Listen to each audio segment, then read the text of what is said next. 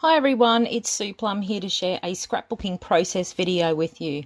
Now today's layout that I am sharing is my very first layout using the February kit for Kitaholic Kits, and I was very excited to crack into this kit because I was using a product that I hadn't used before, which was the beautiful Dylusions shimmer spray. And the colour I chose to start with was the vibrant turquoise. Probably because this is from my family of favourite colours. Blues and greens are my favourite to work with. So despite the fact that I had said in my unboxing video that I was going to try and use this spray as the product is intended, which was to spray it on the page, I wasn't quite ready to go that far at this point, and I just decided to use it straight out of the bottle with a large rounded brush there, and just basically apply it to my page like you would with any watercolour paint. I just applied it straight on there, and you can see that I am dipping and adding a little bit of extra water just to help it move around the page. And I was just looking at adding some colour to my page just to define the focal area of my page before I got into any of the papers or bits and pieces like that. So the photos that I am working with today are a couple of funny selfies that I took with my kids, and these were actually taken on Mother's Day in 2019. We do have a tradition where we sit in one of our recliner chairs, usually on any sort of occasion, Mother's Day, Father's Day, that sort of thing, and we all pack into the chair for a photo together so that we can see how we change over the years. But I don't think we'll be doing that anymore because our recliner is sadly about to go to recliner heaven. So that will be this, well, 2020 would have been the last one in that chair. Anyway, I digress. So getting back to what I'm doing here, you can see that I have applied the shimmer spray onto my page, and I am just going to actually, well, I was going to set it aside to dry, but then I thought, no, what does it need? Oh, it needs some splatters. I might as well put the splatters on now. So I just dipped the brush back in, and you can see I've gone back and I am doing some splattering around the page just to sort of messy it up a bit. And then I'm actually going to set this page aside to dry naturally. I didn't actually use a heat gun on this because anytime I can avoid using a heat gun to minimize warping of my page, I do. So I just popped it aside, and I was actually working at my desk and I had the ceiling fan on, so I just popped it over to the side and just dried it off under the ceiling fan anyway. It was quite hot the day that I was making this. So, getting into the papers here, I pulled out a selection from the kit, and I do believe these were all Vicky Bouton Storyteller papers. So my plan was that you can see I am tearing a piece of that indigo coloured paper there, that absolutely beautiful colour, and I am just planning on running that sort of vertically down my page to act as the anchor point for my design, and then I'm going to build out on it from there. So what I plan to do with these two papers that you can see have got these sort of bold blue-green type prints on them is I actually wanted to cut some tags from them and use the tags as the basis of my design. So I do actually have a tag die, but I was way too lazy to get my big shot out. So I actually just grabbed one of these little craft tags that I had in my stash, and I just used it as a template and just drew around the outside of it, punched a hole in it, and then I tied them off with twine. So that's why I've sped this part of it up quite fast, because it's quite boring watching me make all of those tags. So I cut, I think, 2 out of one paper and 3 out of the other.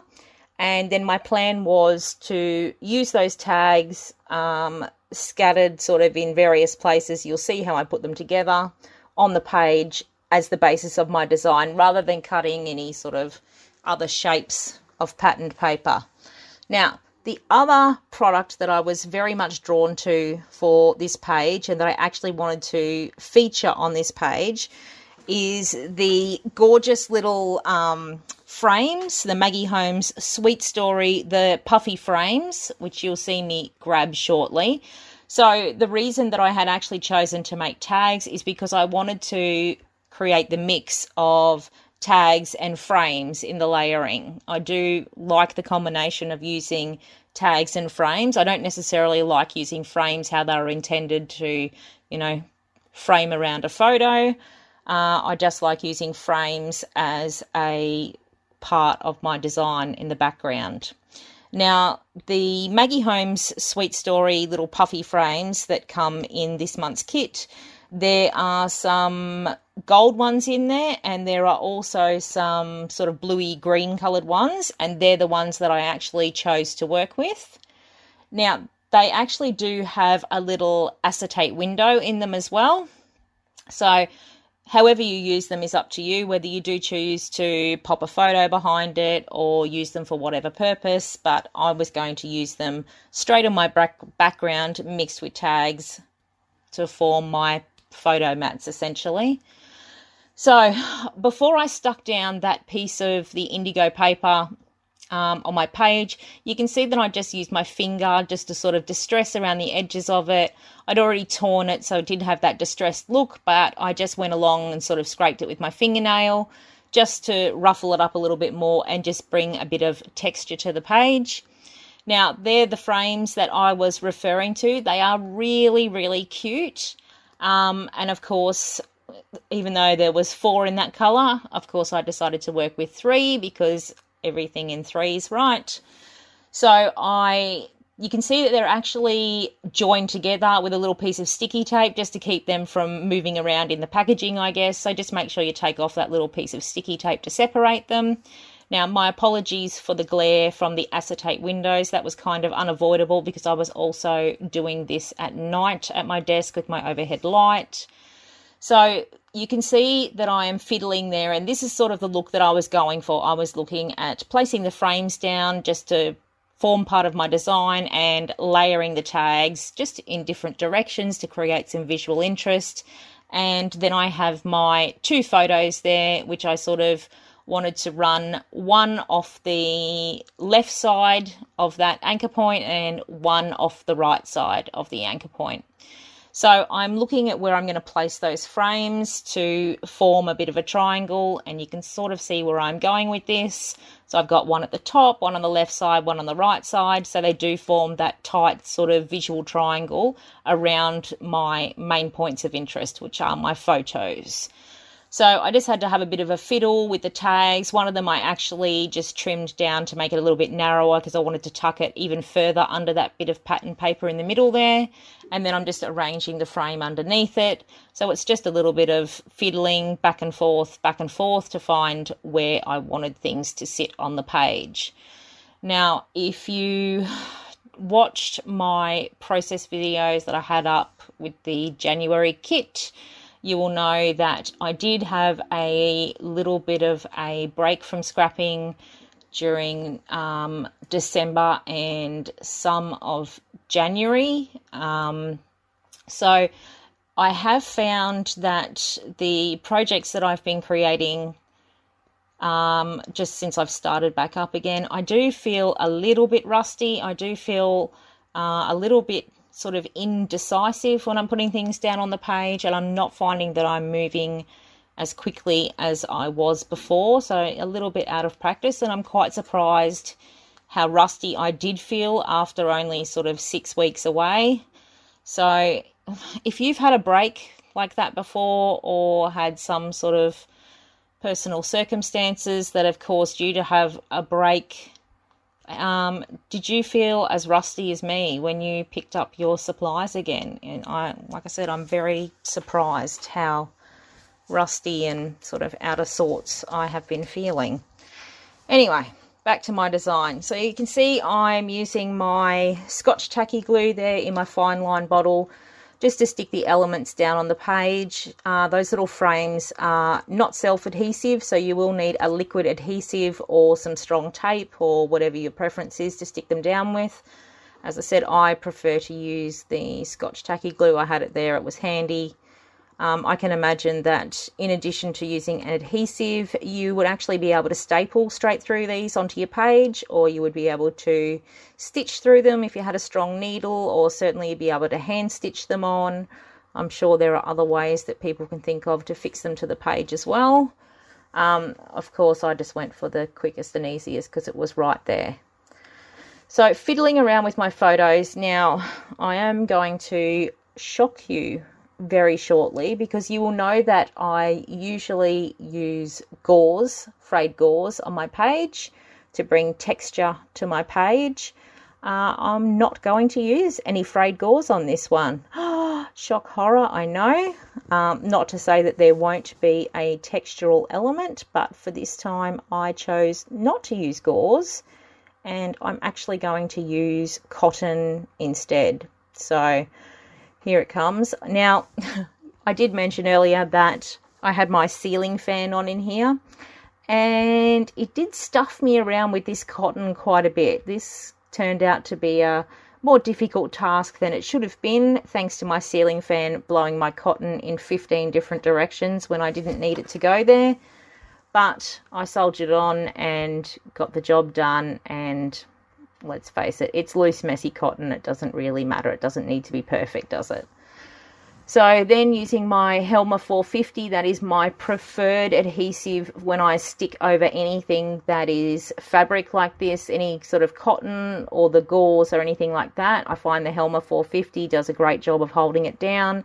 Similarly, if I'm using sort of fabric embellishments or anything made of fabric, it is definitely my go-to glue. So what am I getting up to next? Okay, so in my little white bowl there, I have actually tipped out the Jen Hadfield, the Avenue Icon Ephemera, and I'm just looking for some little pieces just to sort of tuck in around my photos and my frames and just finish it off. I was looking for things that I could place in the frames, so the frames did look like they were holding something. So when I first looked at this icon ephemera, there are a number of very cute little things in here, and cute and I don't usually go together on the page. They were quite, well, I would call them cutesy, but I was very surprised that they weren't as difficult to include on the page. You can see that I've got that little, what I can only assume is mother and child down the bottom there, that little ephemera piece. And I actually popped that on there and I liked it on there, so I left it. So I also found a cute little house and a bird, and what else did I find? Oh, I do go back and find a little coffee cup with some flowers in it as well. And in addition to the ephemera pieces, I was also working with the Heidi Swap old school sticker book. Now, I absolutely love this sticker book. It is chock full of heaps and heaps of stickers. I can't remember exactly how many are in there off the top of my head, but trust me when I say there are heaps. There are cardstock ones, there are foiled ones, there are clear stickers. They're awesome. Now, here I'm putting on my title using the thickers. I really, really love the size of these thickers. And I really love how many vowels you get with these stickers. I think there was like six A's in each font. So that to me is a winner. So the title of this page was Mum's Day because it was Mother's Day. So I just wanted to sort of keep it short and sweet and sort of balance it out with one word on one side of the page and one word on the other side of the page, just as I had with my photos. I just wanted to sort of replicate that arrangement. And what else am I doing? Oh, look, here I'm just fiddling around with the stickers. I'm just looking for little bits and pieces to finish them off.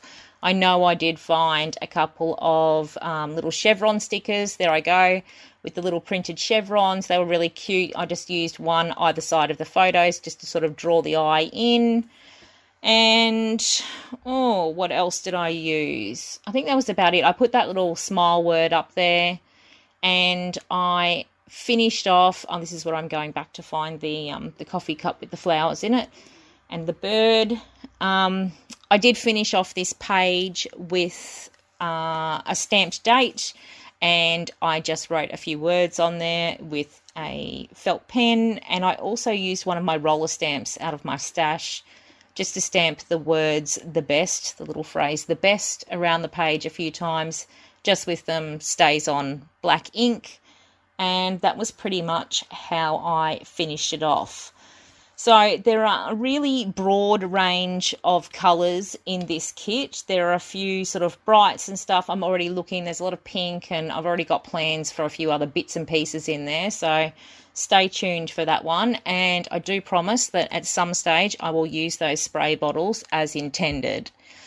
Anyway, that's it from me. Let me know your thoughts down below. Don't forget to give me a thumbs up if you like what you saw. Subscribe to my channel. You know the drill. Thanks so much for watching. I'll see you next time. Bye.